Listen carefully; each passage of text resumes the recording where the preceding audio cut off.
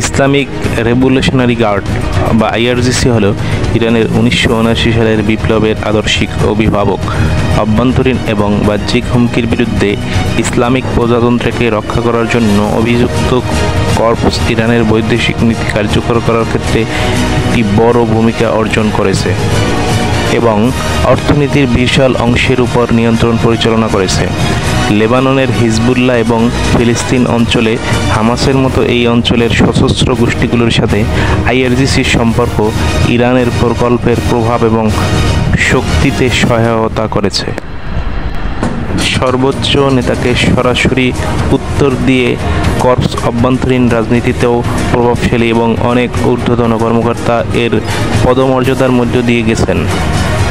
2022 সালের শেষের দিকে এবং 2023 সালের বেশিরভাগ সময় অভ্যন্তরীণ অস্থিরতা কাটিয়ে ওঠার পর আইআরজিসি ইরানের দীর্ঘকালের শত্রু ইসরায়েলের বিরুদ্ধে সর্বশেষ যুদ্ধে ফিলিস্তিনি জঙ্গি গোষ্ঠী হামাসকে সমর্থন করার দিকে মনোনিবেশ করেছে।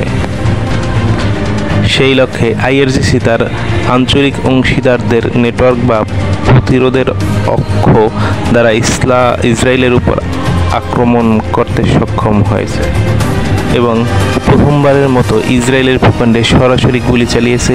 এই ভয়কে উদ্দীপিত করেছে যে যুদ্ধে মধ্যপ্রাচ্যকে গ্রাস করতে পারে।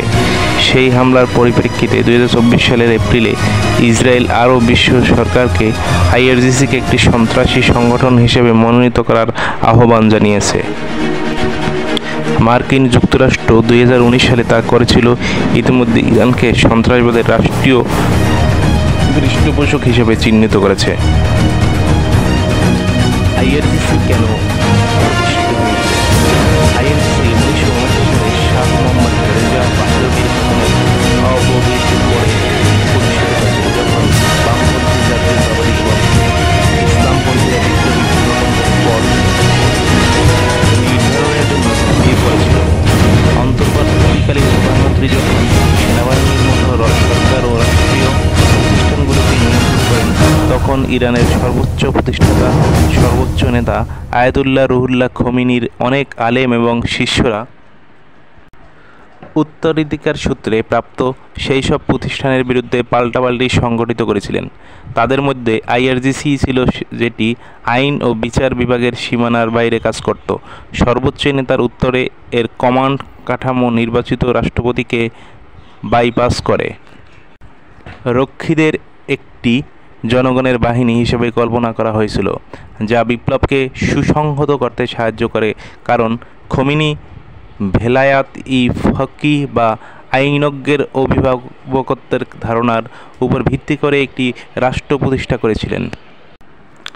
উদ্দেশ্য ছিল ইরানকে একটি সাংবিধানিক প্রজাতন্ত্র হিসেবে প্রতিষ্ঠিত করা, যা একটি ধর্মতান্ত্রিক কাঠামোতে আবদ্ধ। খোমেনি আইআরজিসির জন্য একটি অভ্যুত্থান থেকে নতুন শাসনকে রক্ষা করতে চেয়েছিলেন, যেমন 1953 সালে যেটি মোহাম্মদ মোসাদ্দেকের গণতান্ত্রিকভাবে নির্বাচিত সরকারকে ক্ষমতাচ্যুত করেছিল এবং শাহকে ক্ষমতায় পুনরুদ্ধার করেছিল।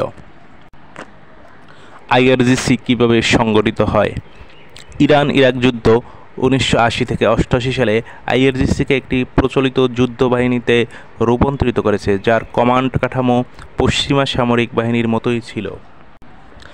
International institute for strategic studies IISS অনুসারে এখন অত্যন্ত প্রাতিষ্ঠানিক এটি ইরানের নিয়মিত সশস্ত্র বাহিনীর সমান্তরাল একটি বাহিনী হিসেবে রয়ে গেছে, যার অধীনে 1,90,000 সৈন্য রয়েছে।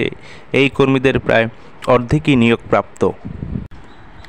আইআরজিসির শাখাগুলোর মধ্যে রয়েছে ইরানের 31টি প্রদেশ এবং তেহরান জুড়ে স্থলবাহিনী, যার সংখ্যা 1,50,000 সৈন্যের বেশি, বাজিস আধা সামরিক বাহিনী, যা দাবি করে যে এটি প্রায় 6 লক্ষ স্বেচ্ছাসেবককে একত্রিত করতে পারে। নৌবাহিনী ইরানের নিয়মিত সামরিক বাহিনীর নৌ শাখা থেকে পৃথক, যাদের প্রায় 20,000 নাবিক রয়েছে এবং হরমুজ প্রণালী সহ ইরানের সামুদ্রিক সীমানায় টহল দেওয়ার জন্য অভিযুক্ত, যার মাধ্যমে প্রতি বছর বিশ্বের সমুদ্রবাহিত অপরিশোধিত তেলের প্রায় 1/3 যায়। 15,000 সদস্যের একটি বিমান বাহিনী নিয়মিত সামরিক বাহিনীর একটি সমান্তরাল শাখা থেকেও আলাদা, যা ইরানের ব্যালিস্টিক ক্ষেপণাস্ত্র কর্মসূচি চালায়, এবং একটি সাইবার কমান্ড যা আইআরজিসি অনুষঙ্গী ব্যবসার সাথে সামরিক এবং বাণিজ্যিক গুপ্তচর বৃত্তির পাশাপাশি প্রচার বিতরণের সাথে কাজ করে। আইআইএসএস অনুসারে রাষ্ট্র অধিভুক্ত হ্যাকারদের সাথে এর সুনির্দিষ্ট সম্পর্ক অস্পষ্ট। আইআরজিসি কিভাবে ইরানের বাইরে কাজ করে? ইরান ইরাক যুদ্ধে আইআরজিসি প্রথম বিদেশে মোতায়েন করায় এই অঞ্চলে অরাষ্ট্রীয় সশস্ত্র গোষ্ঠীগুলোকে পৃষ্ঠপোষকতা দেওয়া শুরু করে। অভিযাত্রী কুদস বাহিনী আইআরজিসি এর ডিফ্যাক্টো এক্সটার্নাল অ্যাফেয়ার্স শাখা হিসেবে আত্মপ্রকাশ করেছে এবং এটি আফগানিস্তান, ইরাক, লেবানন, ফিলিস্তিনি অঞ্চল এবং অন্যান্য জায়গা থেকে সশস্ত্র গোষ্ঠীগুলোর সাথে সম্পর্ক গড়ে তুলেছে। তাদের প্রশিক্ষণ, অস্ত্র, অর্থ এবং প্রকল্পের জন্য সামরিক পরামর্শ প্রদান করে। বিদেশে ইরানের শক্তি, যদিও এই গোষ্ঠীগুলোর মধ্যে কিছু প্রায়শই ইরান এবং একে অপরের সাথে স্বাধীনভাবে কাজ করে, তেহরান তাদের পশ্চিম বিরোধী প্রতিরোধক অক্ষ এর অংশ হিসেবে রাখে। বিশেষজ্ঞরা বলেছেন, সাম্প্রতিক বছরগুলোতে ইরান এই জোটের মধ্যে সহযোগিতা জোরদার করার চেষ্টা করেছে।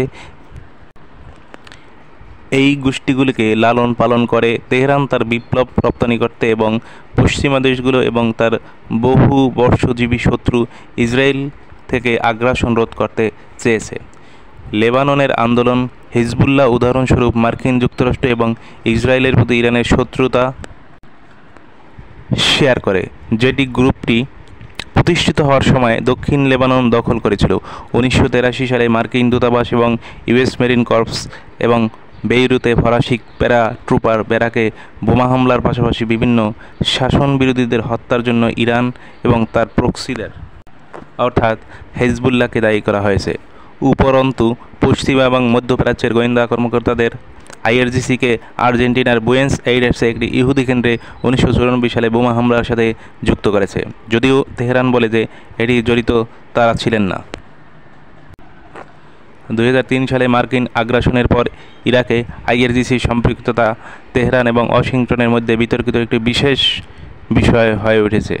2007 সালে মার্কিন president George W Bush American বাহিনীকে হত্যা করার জন্য শিয়া মুসলিম জঙ্গিদের রাস্তার পাশে বোমা সরবরাহ করার জন্য কুদস বাহিনীকে অভিযুক্ত করেছিলেন।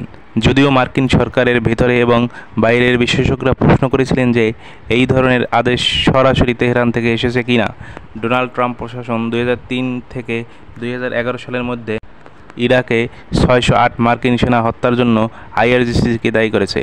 2011 সালে আঞ্চলিক বিদ্রোহের পর, যা সাধারণত আরব বসন্ত নামে পরিচিত, কুদস বাহিনী সিরিয়ায় মোতায়েন করা হয়।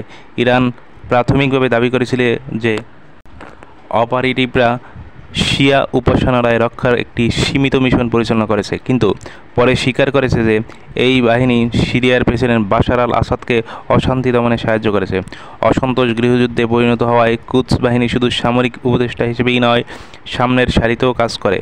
সিরিয়ার শাসক বাহিনী